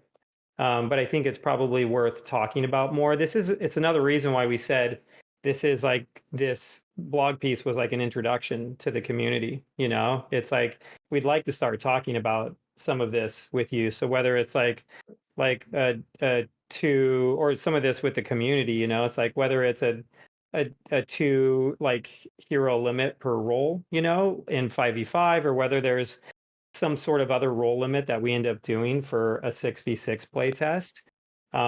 It'd be nice to start working through some of that. I think we have a few that we want to run, and we'll probably be doing it in season 13. But other than that, yeah, like let us know. I mean, that sounds super interesting. Flats, I have a follow up on that one, but do you want to interject anything? I took way too much time. You got the rest of this. All you. No. Thank you. No, I don't even know if I'm allowed to ask this actually. But so if you Oh, no. want to decline, feel free to say no. But I love to hear that you're experimenting. I think 10% actually sounds like a really surprisingly high number. You're telling me that 10% of player hours are in open queue. I'm like, wow, I would have never guessed that. It might be more like 9, and it always kind of goes up and down. But yeah, it's pretty high. Like for me, I'm like, wow, because that's a mode that nobody really pays attention to. But it's great to hear that you're experimenting, but do you there's been a lot of Overwatch, I'll say clones, we might say generously competitors that have been kind of coming around recently. Do you look at them and kind of get lessons from them, like relearn some lessons? Because they're kind of, a lot of them, one that rhymes with Arvel Kivels, that is kind of going through a lot of the same decisions that earlier Watch went through. Does having them experiment for you in some way, does that kind of give you lessons? It could. We're always looking at other games. You like how I just turned this into like a generic answer? That's totally fine. I don't expect you to be always necessarily be able to answer this. Yeah, I don't want to talk about a specific game, but yeah, well, we look at other games and we try to learn from other games, and like it'll be interesting to see how some of these other games, whether they change over time also, like I think there is like a pretty decent part of the gaming community, especially when you talk about the free-to-play community, that kind of jumps from game to game, and so the ones that don't, they kind of become like your core audience, and your core audience will start, like they're going to have opinions on the way the game ought to go, and they're going to play it a certain way. And it's like in a competitive game, they could start finding issues in the game. And like every dev team, worth their salt is going to have to examine the issues that come up in that game and see what they do to solve them. So it will be nice to be able to watch other game teams like work through issues and see what they do to solve them. Did that answer it? Yeah, I mean, it just came to my mind, so I apologize for kind of like just throwing it out there. I know it's not necessarily something you guys can. You did it in an okay way. It wasn't too bad.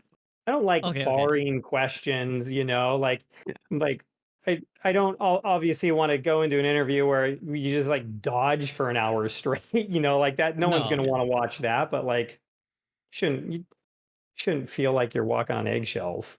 I don't want to put you in an awkward position either. So, because I appreciate you giving us your time and talking. Such a nice guy. How are you such a nice guy? I think even then, it kind of like, competition's good. It's healthy, and it starts to crystallize what makes your game special too. It helps you hyper focus on those things. I think Overwatch is very special for a lot of reasons, and I think a lot of that is like the love and care we put into our heroes, and hopefully like that's clear to people too. But I think that competition's great. I think it just makes you focus even more and makes it clear to players and yourselves, like, what are the competitive advantages that you have over other games. Dude, that was like a great answer. I that's my answer also to that question. Okay. So scratch that back. We'll edit this in post. When this goes on YouTube, we'll just take straight up Alex answer. I think it's a really I think it's a really good way of putting it. I actually want to go back to something you mentioned earlier, which is that, talking about like, hey, we're listening to you guys. Like you kind of brought up the 6v6 thing. So we listen to you guys. I kind of have two joint questions. One is like, well, how does the community get ideas to you? Because if I can be frank, you guys won't be able to necessarily say this, but like the 6v6 conversation was very loud for very long. It was like a lot of noise for a long time, and then we get this blog. I'm pretty sure we don't necessarily want that every time. We don't want huge divisive discussions every time before something gets thought about or talked about or addressed. So well, how does the community get ideas to, like, when there's a section of the community who are like, we really believe in this, how does that happen? And B, how much are you willing to kind of let the community do their experimentations and maybe empower them to do their experimentations? Because, with 6v6, there's like a code that people are playing in the workshop. I'm sure the workshop community would love more powers to be able to kind of run more tests and play. So those are my kind of joint questions. Like, how do you see the community's role in all of this? It's pretty huge. So there's a bit of a history to this conversation, and actually, like, looking at it now and looking at the response of to the blog piece, we'll see what it is to this discussion, right? I kind of wish maybe we had talked about it a little bit sooner. There is a funny story here, like I wrote a different blog piece last December. It wasn't as good as this one, and I'm like, hey, I think it's time for us to like talk to the community about 6v6, because it has been consistent, but there's been up and down to it, like sometimes it's the thing that the community talks about the most, sometimes the community is talking about other aspects of the game, and so like with this one, like it was basically we were gonna like throw this blog piece over the wall, and then we were all gonna go on like vacation for the holidays, and so we didn't really feel that comfortable about it.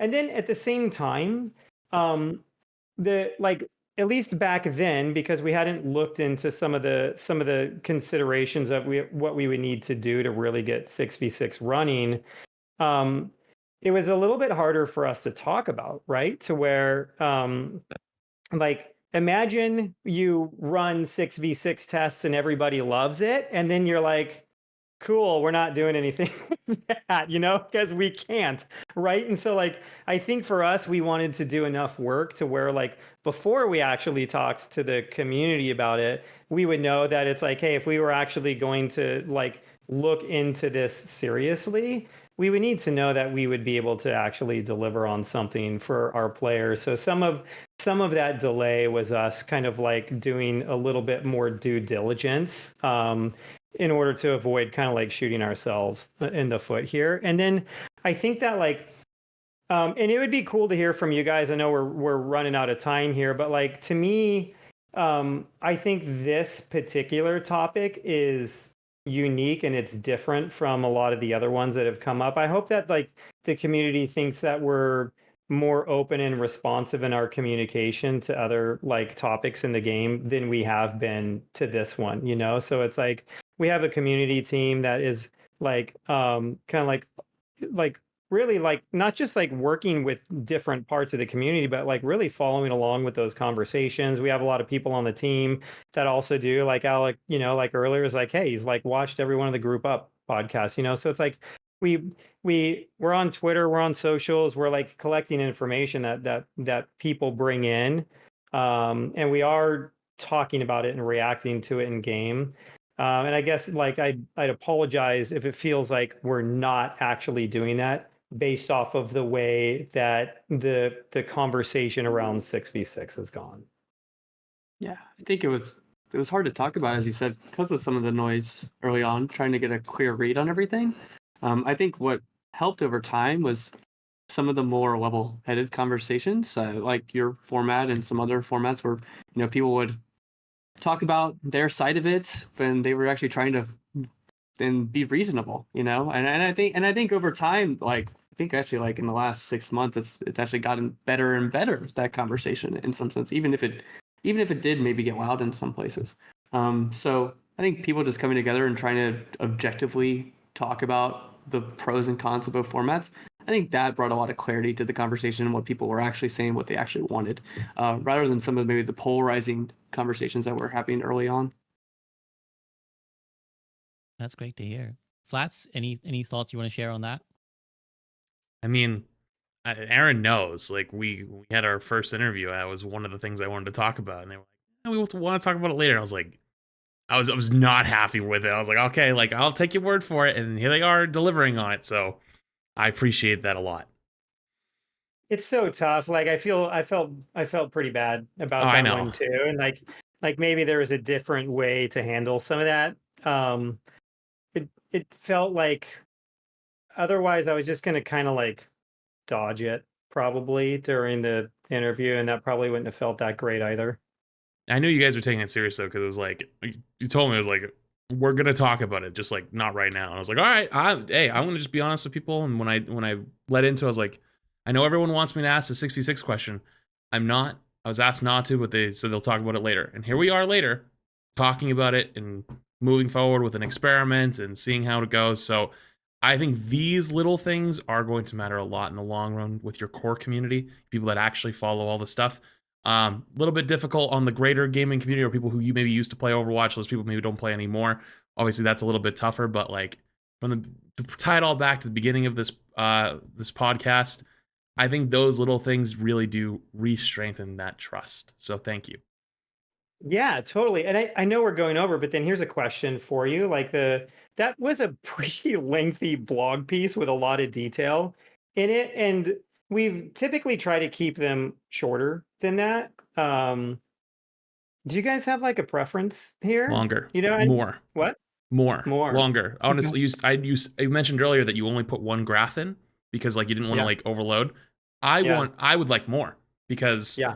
personally, I probably, at least my headcanon was beginning Overwatch 2 tank queues were probably longer because it was more fun as opposed to like season 9, post season 9 where like everyone's having a bad time. It was probably instant, right? So like I would love more info like that, and I think that us having that data to dig into is really important because like I'm just going to spell it all out right now. There's a lot of people out there that think Overwatch is a dead game. And I think they think that when you say there's millions of people that play every day, they're probably looking at this and going, I call bullshit. There's no way because they don't have the Steam charts because the Steam charts is not what most people play on. And if you look at the Steam charts, it's quite low in comparison to say Apex or something like that, right?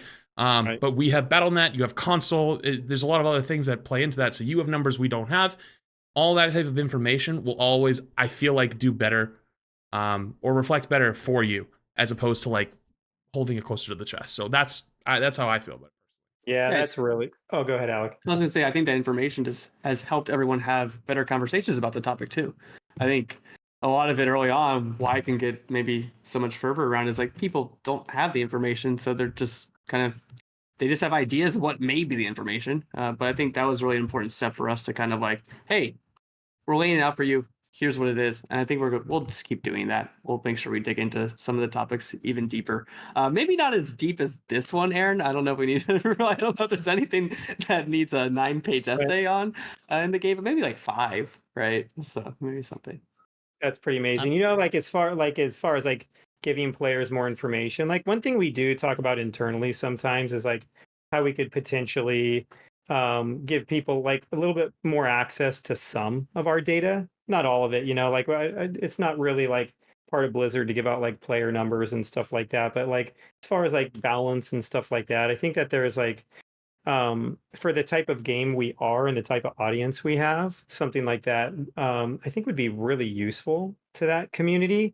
It is a decent amount of work though. And so it's like, if we were to ever do something like that in order to like get something like that going, there's a lot of planning we'd have to put around it in order to make sure it's not taking away from some of our other initiatives, you know, and it is like, I recognize it'd be incredibly useful to the two of you. You know, you would love to have it. As you start getting like into other parts of the community, it might not be the most useful thing for everybody to have access to, but like we do have a dedicated hardcore community now, and like what they're looking for is a little bit different than I think our community was looking for 2 months after like the first game launched.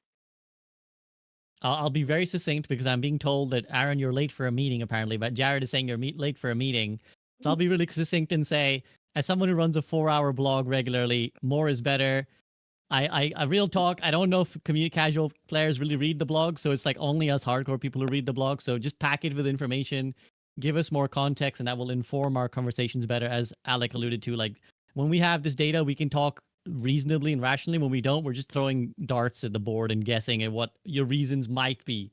So Yeah, The that's true. moment that the moment you're able to make your 8-hour podcasts, that's when we're like, that's the success case. Hey, to be fair, there's a lot of people, myself included, who read those to people, and lots of people watch those be read. So, like, it goes watched much you read further, I yours. think. Huh? Yeah. I watched you read yours. Yeah. I hope you liked it. Yeah, It's a that's little awkward absolutely it. watching somebody read what I wrote, you know. I can imagine. It's okay. Flash used to react content, so he reacts to other people's videos and then probably reacts to people watching his videos. So it's all part of the content game. Flats, is there anything else you want to say before we sign off? Because I think we do have to let these guys get going. Just thanks for doing this.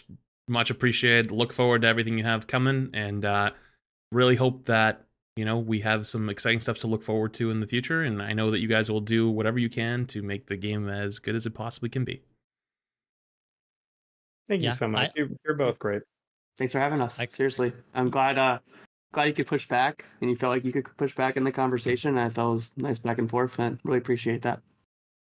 Yeah, absolutely. I super concur with what Flat said, and I'll just add that I think that, like, obviously this is take it with a pinch of salt. Shield bias SVB because he's got these guys on the call, but you guys are orders of magnitude more communicative than we ever had devs in, you know, with the Overwatch one. I recognize devs as in you were in the team then too, Aaron, but nowadays you guys are way more communicative with us, and I think it really, really like helps us. Like, it makes me feel better. I'm sure Flats feels better when we know what you're doing, what you're thinking, where you're coming from. It makes it so much easier to understand you guys' perspective and to be more empathetic to like the problems you're trying to solve. Whereas, you know, again, when it's a little bit in the dark, I think the community gets a little bit antsy. And so I really, really appreciate you giving us your time, so much of your time, and being so open and candid and doing your best. I know you did your absolute best to answer everything you could, and I think you did an amazing job of actually giving us really helpful information, not just, you know, dodging every question and giving us PR crap. So thank you guys. I really appreciate it a lot. All right, cheers. Yeah, thank you. Thank you guys. Bye. Bye. Thank See you you very later. much. Peace out. See ya. Cool. Learned a lot about that one today. A lot of good, I would say. I definitely was tempted to push him a little bit on a couple of the questions, but I don't want to get him in trouble, because it sounds like they understand that people are not thrilled, even though sometimes maybe they might not be able to put where that feeling comes from, right? And it's like, you know, you got to keep innovating, you know, you got to keep improving, you know, you got to keep pushing things further, because even if you're happy with where things are, right, like in this exact moment, you can end up becoming complacent. And if you become complacent, then kind of how you fall off, right? I don't think that they're going to be complacent. I think they're going to probably keep pushing stuff forward. But there was some interesting things they said, like, as opposed to, they don't want to just put stuff in just to put stuff in, right? I think Season 9 is a good example of, like, oh man, that can cause some problems, right? When you put in some huge or some changes just to feel good for a few months, and then it's not great after that. With like the whole items or whatever conversation that SVB brought up. Are you satisfied with it? I'm satisfied to a point, because we had so many questions. We got like half or 3/4. So to be honest with you, I didn't get to do all of the ones, but I did all of the ones that I could, and I prioritized the ones that were like more, you know, popular, I feel like, because we talked about the 6v6 stuff, right? And like, is that even feasibly possible? Like, how long it would be? And dude, I'm not gonna lie, that answer was a little bit scary. That it's potentially at the best of a few seasons, which means probably 3 to 4. 3 to 4 seasons is 8 months. That's best case scenario, or year or plus. Yeah, and then I don't want to go back to another Overwatch 1 content drought. That sounds horrendous. So it's like you have to choose between like what are the two options, right? Like, do you choose between like a format that could be potentially better, but you literally don't have content for a year, and potentially have the game go into a state of disrepair? And also, if you look at things like the Bungie layoffs this week, there's a lot of layoffs going around the industry. That's terrifying, because like what happens if like they start working on something and then the legs get cut out from underneath them, and then we get nothing, right? Like, you not only have no content that's coming out, but then the like 6v6s end up not working out. Like, you know what I mean? Like, there's so many different scenarios that could play out. That's a big risk. I kind of wish I could have asked them what they had in mind for the big thing, right? Like, what big thing do they have coming or want to have coming? Because it sounded like they were like, we have a few things we're thinking about, right? And it's like, how hard are you thinking about it? Are you thinking about it? Are you testing it? Is it looking good? Like, where are you at? I wanted to press them a little bit on that, but I understand that this is not the place that you would make some type of announcement like that. They'd probably do something on their own channels. So there's no chance in hell I would ever get something out of that. But yeah, I got to ask about the 7v7. That was cool. Talking about, you know, what it would do. From what it sounded like, though, it sounded like they've never tested it in today's Overwatch, though. They've never tested 7v7 today. It was original Overwatch. I think the game's evolved since then in a lot of ways. So, just saying, you know, the seed has been planted. Will it bear fruit? Will it even grow? Who knows? But yeah, I think stuff like that is, you know, kind of important to be able to do and to talk about, and, you know, figure out what we want to. I love that you took that's not a no from that. Yeah, I mean, it's just like, I wanted to know, have they ever tried it and it would even be feasible? Because from what Aaron said is, no, they hadn't tried it. They tried it in old Overwatch, right? If it was just, I'm just saying, if it was just a me and Aaron interview and there wasn't like other people and I know SVP has to do questions, I would have said, so that's not a no. So like, I would have pressured him and I would have said, absolutely, that's not a no, one, and two, you haven't tried it recently. So, I would have 100% said it, but like, I had to be conscious of time and be conscious of SVB, right? Like, I can't clog it all up. I get that, but things to potentially think about, you know. But I mean, he did also say that you'd have to talk to like engineering stuff. It's like 6v6 could be technically as hard as 6v6, or sorry, 6v6 could be as hard as 5v. Brain function. 6v6 is hard as 7v7, potentially, right? Like, it tried it in the before times long ago, haven't tried it recently because we don't have 6v6 performance in line yet. Interesting. So yeah, so it hasn't been tried. So it's like, you know, like, but like, he did say something interesting, which is not something I didn't account for, was the queue time difference wouldn't be closer to 50%, because like, my logic is right, like, the queue difference between 5v5 and 6v6 for DPS was like it is like at 100%. It's more than double. Like, the queue time for a 5v5 DPS player and a 6v6 DPS player was more than double, according to the blog post graph. So my idea was, if you had another person to that role, you could reduce it by close to 50%, right? Like, not exactly 50%, but in the ballpark. He thinks it's closer to 20 or even 10, which is much lower than I expected. But, you know, is that the difference between somebody sitting there and playing, right? Like, is someone willing to sit in queue for 4 minutes or 5 minutes as opposed to 7 minutes or 8 minutes, right? Hard question to answer, you know? So, I don't know. A lot of things to think about there. I enjoyed it, though. I liked that. It was fun. Makes me think about a lot of things. Try 6v6 is a double-edged sword for devs. If they ditch 6v6 after testing, many will leave. It's their last hope for a better game. You say many people will leave as if that's a fact. The thing that would make people leave more than anything is queue times, right? Because like, the people who play Overwatch today are people that enjoy Overwatch. I don't think Overwatch is growing as a game. I don't think that's true. I know they said millions of people play. I don't think Overwatch is growing. I don't think so. I think that it's if anything, maintaining or in the very, very, very, very, very slight decline, right? With peaks. Like Season 9 was probably a massive peak. Probably brought a lot of people back. Are we at numbers right now at the beginning of Season 9? Absolutely not. I refuse to believe that. Are we end of Season 9 numbers similar to where we are today? Potentially, right? Obviously, you'll have peaks and valleys as content comes out or content doesn't come out, right?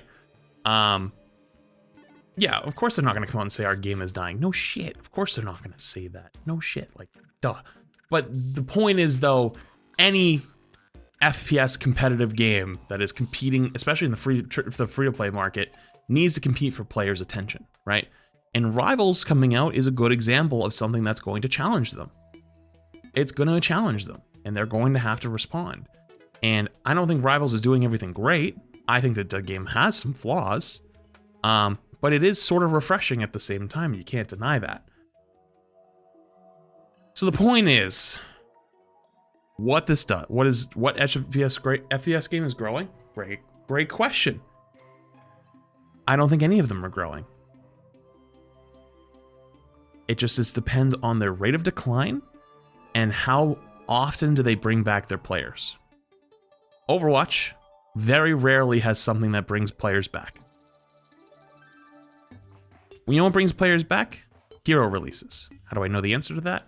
They said it very specifically in a blog post pre-Overwatch 2. They said there's nothing in the history of Overwatch that has ever brought players back more than a new hero release. That was probably proven to not be true, though, with Season 9. The Season 9 launch proved that it doesn't take just a new hero to bring people to play the game again.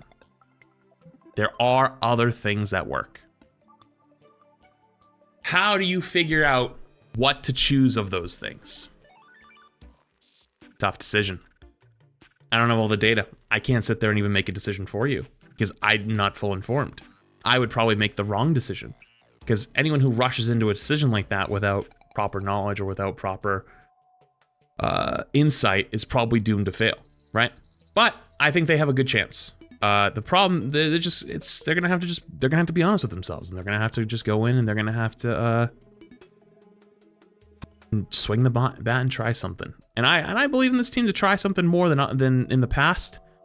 But I would be lying to you if I said if the game continues on its current track of 5v5, its content releases with no other changes in direction, like you're not seeing cinematics come back, you're not seeing the TV shows, you're not seeing outside of game stuff, and inside of game you're not seeing like, yeah, you see like small events. Like they brought up like April Fools. Granted, I thought April Fools was great. I thought April Fools was awesome. Is April Fools going to keep people playing your game? No. I worry that unless there's something that really moves the needle, hate that I have to keep using that phrase. God, it pisses me off. Unless there's something that completely keeps pulling them back, eventually new shiny toys will take their place. I'll give you a good example. Apex is finally doing the thing that everyone's asked for the longest time. Next season, you know what they're doing? They're nerfing aim assist on controller. They have been asking for that for years. Years. You want to know why they're doing it? Apex is in arguably one of its lowest states it's been.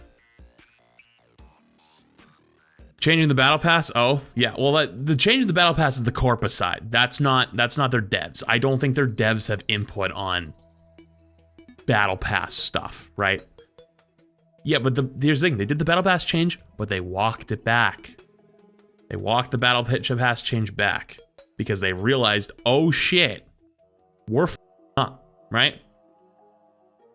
It kind of shows you that they're a little bit scared of their players, and that's a good thing because like if the corpo overlords aren't at least a little bit scared, you're probably not going to get what you want, you know.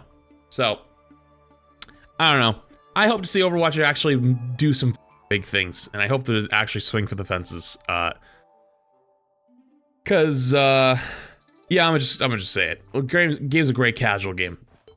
Boring as shit nowadays. I'm so bored of Overwatch. I have literally negative desire to play the game. And especially playing tank, dude. I used to love playing tank. I could play it all day long. I don't give a f anymore. I don't even care. I don't even, like, talk about balance stuff anymore that often because I couldn't give a shit less. I think there's a lot of people that are also like me. Isn't burnout normal? There's not just me, though. There's a lot of people that feel the exact same way that have been around a long time. Do you think all those people are feeling burnout at the exact same time? I don't believe in coincidences. I don't believe in coincidences, not like that. And I know it's not just me. Some people are more vocal about it than others, but I know it's just not. I know it's not just me. I know for a fact. You can take my word for it if you'd like. Or you could not. Don't really give a shit either way. But I promise you it's more than that. It's more than just burnout. Much more than that. It's actually... the core game that you originally started to like is no longer the same. And especially for the tank role, specifically. Not an enjoyable experience. Not enjoyable in any way, shape, or form. That's all it is. That's what it is for me. Tank's not enjoyable. I don't want to sit here and play DPS all day long. I don't want to play support. Not what I enjoyed. Not what I like. If I want to play DPS, I'll go play a DPS game. I'll go play COD. I'll go play DPS, or I'll play Val. I'll go play Fortnite. I'll go play Apex. I'll go play a shooter game. I don't like DPS in this game. I don't like supporting in this game. I always loved tank. Tank's not fun to me anymore. You want to say what the burnout is? It's that. That's it for me, at least.